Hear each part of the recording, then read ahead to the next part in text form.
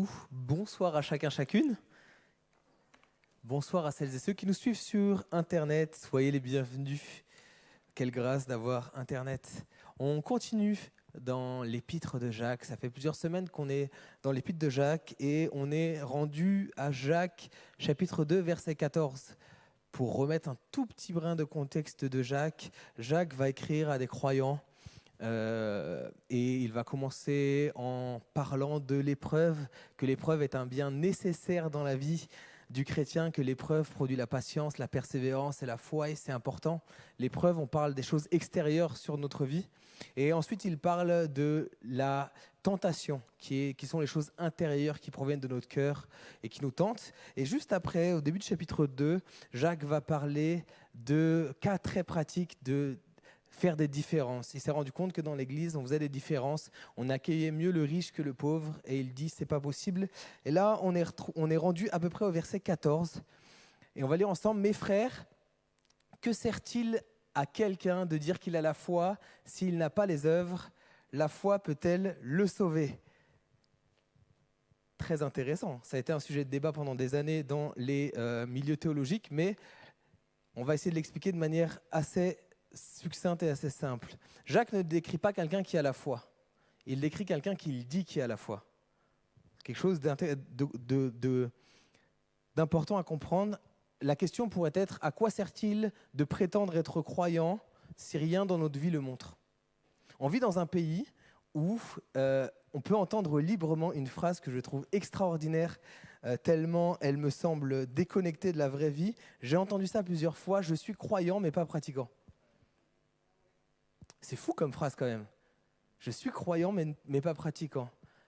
Ce serait comme dire je suis amoureux de ma femme mais pas pratiquant, c'est compliqué. Je ne peux pas aller plus loin et je ne vais pas rentrer dans ça parce que je n'ai pas envie de me perdre là-dedans. La phrase de Jacques, c'est « Que sert-il? Que gagne-t-il? Qu'est-ce que ça apporte à quelqu'un de dire qu'il a la foi s'il n'a pas les œuvres ?» Autrement dit, une foi qui n'a aucun impact sur notre vie quotidienne, sert-elle à quelque chose? Il pose une question rhétorique, cette foi peut-elle le sauver? Il ne parle pas de la foi en général, il parle de ce type de foi, une foi qui se prétend être là, mais qui ne produit rien. Et Jacques va écrire à des gens qui ont une grande majorité un arrière-plan judaïque. Et dans la tradition juive, il y a une prière qui est dite tous les jours, le matin, le soir, ils répètent cette prière. Et si vous allez dans les milieux juifs, vous verrez une espèce de marque qu'il y a sur les maisons pour se rappeler de cette prière. Cette prière, c'est le schéma qu'on trouve dans Deutéronome et qui dit « Nous croyons en un seul Dieu, nous sommes le peuple de Dieu », plus ou moins ça. Je l'expliquerai un peu après. Et ils se réfugiaient derrière ce slogan en disant « On croit en Dieu, on a la bonne croyance ». On a une bonne théologie, on croit que Dieu est notre Dieu, c'est le seul Dieu et tout. Et Jacques leur dit, si vous avez la bonne croyance mais qu'il n'y a pas les œuvres derrière, ça ne sert à rien, votre foi elle est morte, elle doit produire quelque chose. Quelqu'un dit qu'il a la foi mais pas les œuvres, et Jacques, il dit les amis, la foi est importante, mais la foi, la vraie foi, celle qui sauve, on est sauvé par la foi, hein, mais celle qui sauve produit des œuvres. Et la question pour nous, ce serait de se dire, est-ce qu'on se contente aujourd'hui de dire qu'on est chrétien? Et si vous avez Internet, vous voyez de plus en plus de gens qui se proclament chrétiens et dont la vie est totalement à l'opposé de la parole de Dieu. Est-ce qu'on se contente de dire qu'on est chrétien ou est-ce qu'on vit comme un chrétien, comme un disciple, comme quelqu'un qui suit Jésus? Jacques ne contredit absolument pas Paul dans ces textes-là.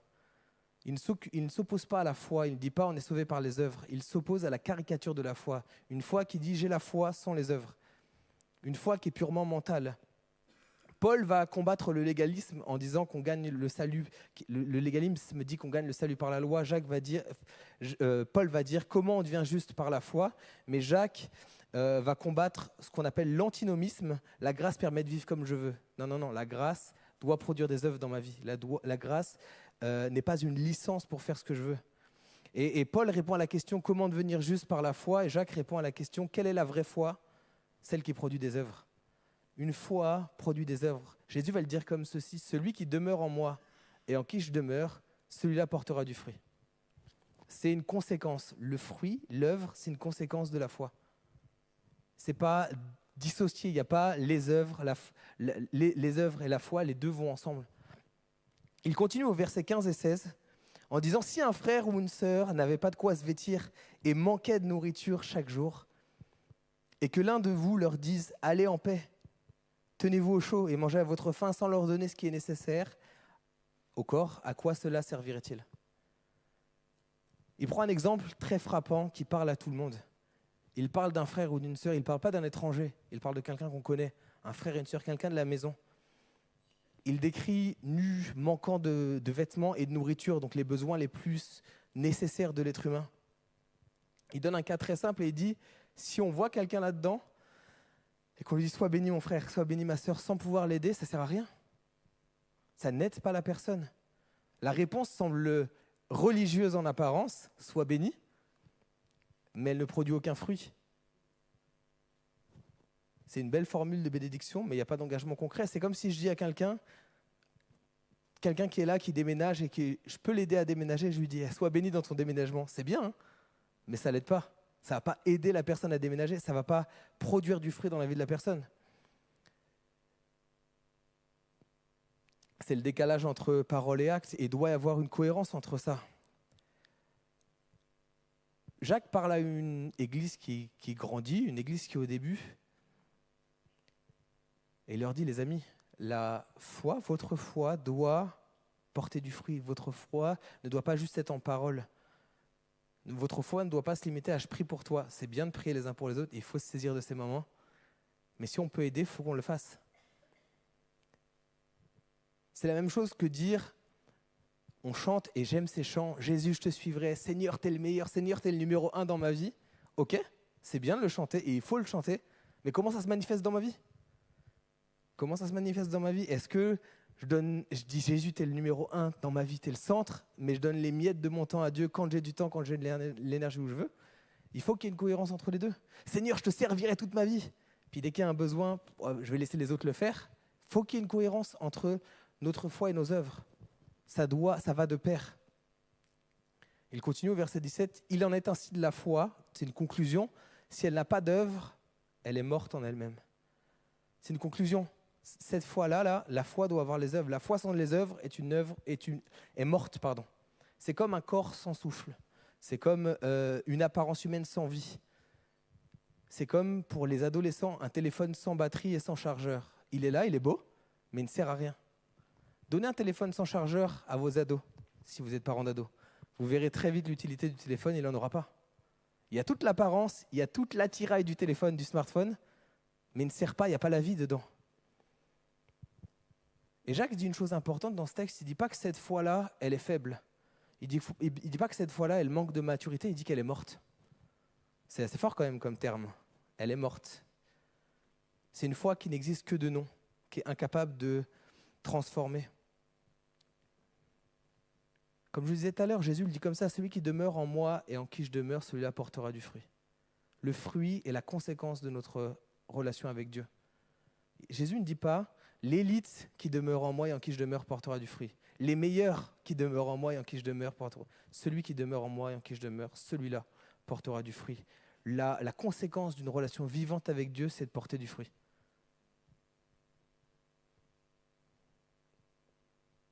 Et Jacques parle à des gens où tout le monde disait « je crois ». Les Juifs répétaient tout le temps, à longueur de journée « je crois en Dieu, je crois en Dieu, je crois en Dieu ». Et Jacques leur dit « les amis, la vraie croyance, c'est celle qui porte du fruit. La vraie foi, c'est celle qui se montre par les œuvres. Nous ne sommes pas appelés à avoir une foi morte. On doit avoir une foi vivante qui grandit de jour en jour, qui porte de plus en plus de fruits. La vraie foi n'est pas juste quelque chose de théorique. Ce n'est pas quelque chose d'abstrait, ça porte du fruit. Ce n'est pas la foi qui est morte sans les œuvres, comme si les œuvres donnaient la vie, mais la foi sans les œuvres, c'est une foi morte. C'est ce qu'il explique. Les œuvres sont le signe de la vie. Jacques continue, verset 18. « Mais quelqu'un dira, toi tu as la foi, moi j'ai les œuvres. Montre-moi ta foi sans les œuvres, et moi, par mes œuvres, je te montrerai ma foi. » Il utilise un interlocuteur imaginaire en posant une question rhétorique, mais comme s'il existait deux types de foi. La foi et les œuvres. Comme si c'était deux choses différentes. Le mot ici, montre-moi, c'est démontre-moi, prouve-moi,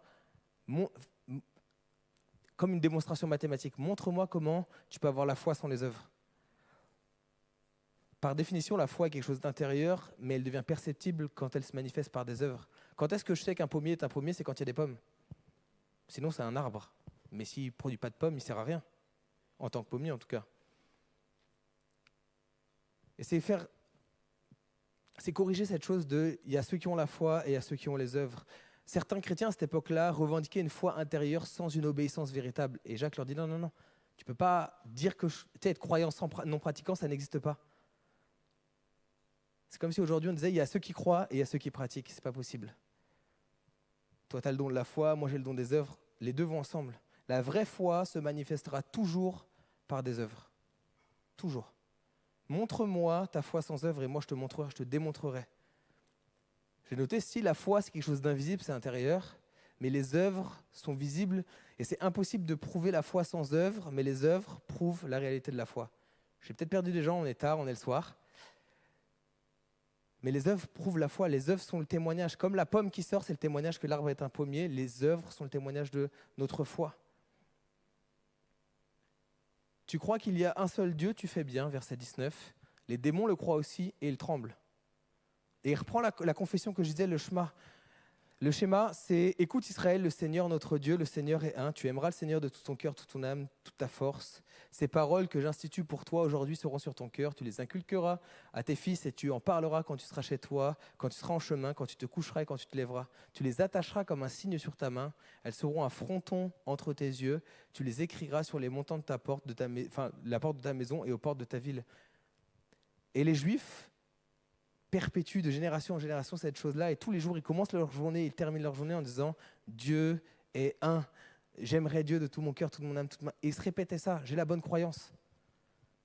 Et Jacques dit c'est bien, tu fais bien, c'est une bonne croyance, mais ça ne suffit pas. Les démons aussi ont cette même croyance. Avoir cette croyance te met au même niveau qu'eux, s'il n'y a pas la pratique ni l'obéissance derrière. Avoir une foi purement doctrinale qui n'est pas accompagné par les œuvres et par une transformation et une obéissance, il y a la bonne croyance, mais il n'y a pas la pratique derrière, il n'y a pas le fruit derrière. Les démons connaissent l'existence de Dieu, les démons reconnaissent la puissance de Jésus, mais ils n'obéissent pas à Dieu et toutes ces choses-là. Et c'est un choc, parce que les Juifs à cette époque-là se vantaient d'avoir la bonne croyance. Nous, on a la bonne croyance. Et Jacques leur dit, c'est bien, mais les démons aussi, ils croient ça. Et ils tremblent. Et il y a une différence entre croire que Dieu existe et croire Dieu. C'est deux choses très différentes. Croire que Dieu existe, ok, et croire Dieu, prendre sa parole au sérieux, s'appuyer sur ses promesses, se soumettre à sa volonté, c'est deux choses très différentes. Et nous sommes appelés à croire Dieu, les amis. Nous sommes appelés à marcher d'après cette parole. Nous sommes appelés à être obéissants, à avoir la bonne croyance, mais à la mettre en pratique. Au verset 20, il continue en disant « Veux-tu savoir, ô homme vain, homme vide, que la foi sans les œuvres est inutile ?» D'abord, elle est morte, et ensuite, elle est inutile. Il est plus direct. Il dit « homme vide, homme superficiel, la foi sans les œuvres est stérile, inefficace, sans fruit, inutile. »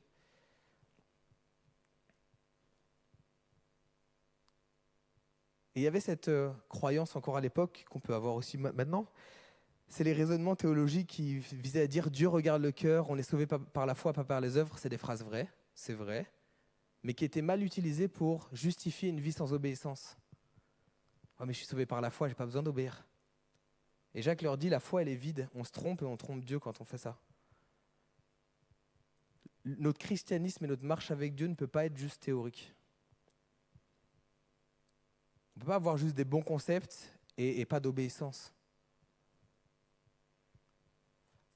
La foi doit porter du fruit, la foi doit être manifestée par des œuvres. Notre relation avec Dieu doit être visible par une transformation et par des œuvres. Ça ne peut pas rester à l'idée de belles pensées, belles croyances. Il continue au verset 21. « Abraham, notre père, ne fut-il pas justifié par les œuvres lorsqu'il offrit son fils Isaac sur l'autel ?» Il prend l'exemple d'Abraham. Pour les Juifs, Abraham, c'était le héros. C'était le top. C'était Usain Bolt des prophètes. C'était vraiment le numéro 1, le modèle, la référence ultime. Il explique qu'Abraham a été justifié par ses œuvres. Il n'est pas devenu juste par ses œuvres, mais ses œuvres ont démontré sa marche avec Dieu. Et Jacques prend l'exemple du héros de la foi pour démontrer qu'il n'a pas eu juste un petit moment d'obéissance, un petit moment de foi, mais que sa vie était une vie d'obéissance et sa vie portait du fruit. L'obéissance d'Abraham démontre la réalité de sa foi. Abraham avait déjà placé Isaac sur l'autel. Il était résolu à obéir. Même si l'ange allait l'arrêter, il ne savait pas, il était résolu à obéir. Il y avait la foi, il y avait l'obéissance aussi. Il y avait la croyance que Dieu pouvait le faire, mais il y avait l'obéissance aussi d'y aller. La foi se manifeste par l'obéissance.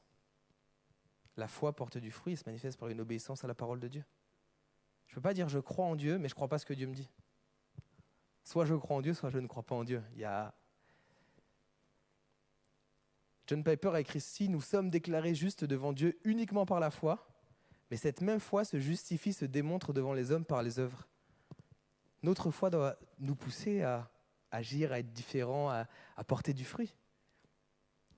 Verset 22, tu vois que la foi agissait avec ses œuvres et que par les œuvres, la foi fut rendue parfaite.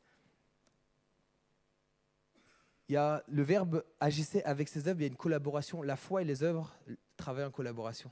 La foi et les œuvres, c'est dans la même direction. Les œuvres ne sont pas quelque chose de séparé, c'est la foi qui est mise en action, c'est tout. Par les œuvres, la foi fut rendue parfaite, fut rendue mature, fut rendue achevée. La foi atteint sa pleine expression, sa pleine forme, lorsqu'elle se traduit par l'obéissance. L'exemple de foi ultime là-dedans, c'est les amis de Daniel qui vont dire « Dieu peut nous sauver de la fournaise, et même s'il ne le fait pas, on va quand même obéir à Dieu. » C'est une démonstration de la foi. Ce n'était pas juste quelque chose de théorique là, à ce moment-là, leur vie était en jeu. C'est une démonstration de la foi. Et ça corrige une caricature qu'on peut avoir entre la foi et les œuvres. Les œuvres ne viennent pas à côté de la foi, ce n'est pas un plus réservé à certains. C'est le prolongement de notre foi. Notre foi doit nous pousser aux œuvres. Notre foi doit porter du fruit. Il y a cette collaboration parfaite. Sans la foi, c'était impossible pour Abraham d'offrir Isaac. Mais sans l'obéissance, il n'aurait pas pu démontrer sa foi. Il y avait besoin d'avoir les deux. L'obéissance à la parole de Dieu, l'obéissance à Dieu ne devrait pas être une option. Ça fait partie de qui on est. Ça ne devrait pas être réservé à une élite, aux chrétiens les plus zélés qui obéissent. Ça doit être le prolongement de notre marche avec Dieu. Jésus va le dire comme ça. Mes brebis entendent ma voix et elles me suivent. Il y a une question d'obéissance. Ainsi, verset 23 s'accomplit ce que dit l'Écriture. Abraham crut Dieu et cela lui fut imputé à justice et il fut appelé ami de Dieu. Il est devenu ami de Dieu. Et cette invitation pour nous, ce n'est pas juste une invitation à voir la foi autrement. C'est une invitation à voir la foi autrement. La foi n'est pas juste un ticket d'entrée pour le ciel.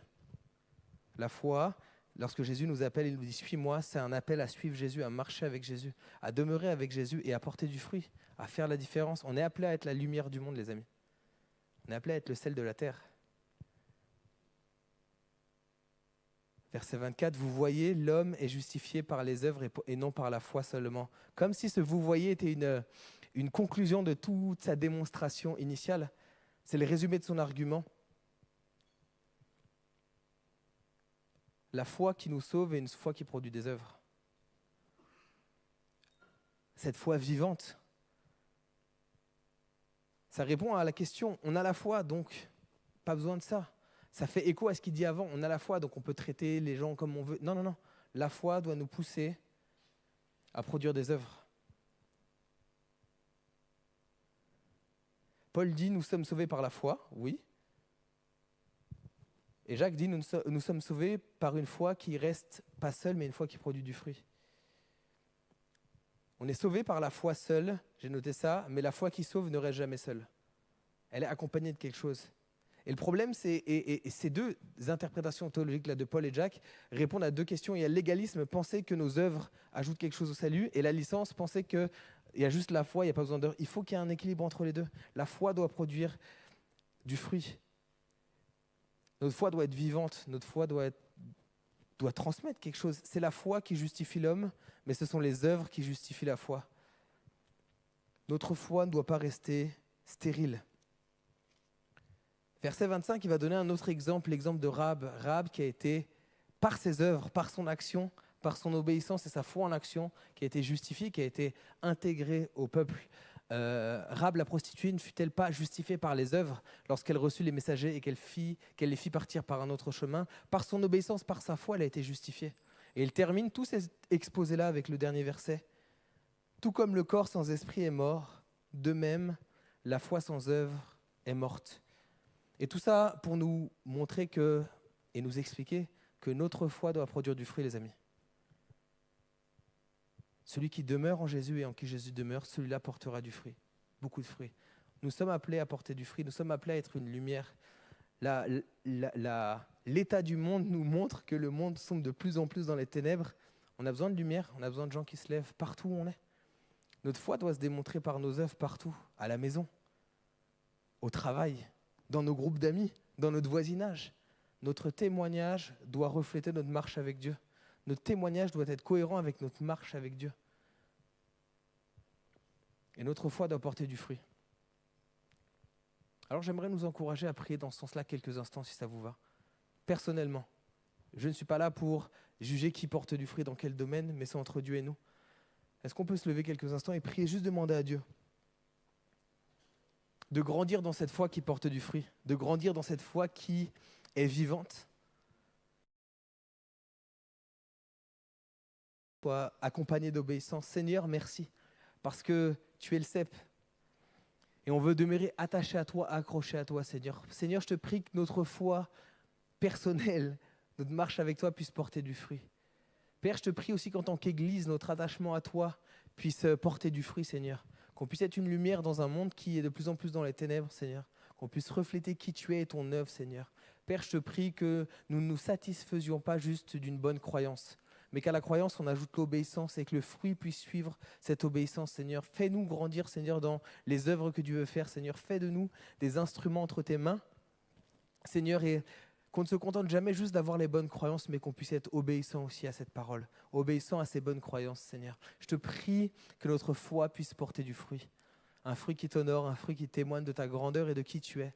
Ne nous permets pas de rester juste une foi stérile, Seigneur, comme si foi et œuvre étaient deux choses différentes. Mais permets-nous, jour après jour, de grandir là-dedans, de grandir dans notre relation avec toi et de porter de plus en plus de fruits pour ta gloire, Seigneur. Dans le nom de Jésus, je t'ai prié. Amen.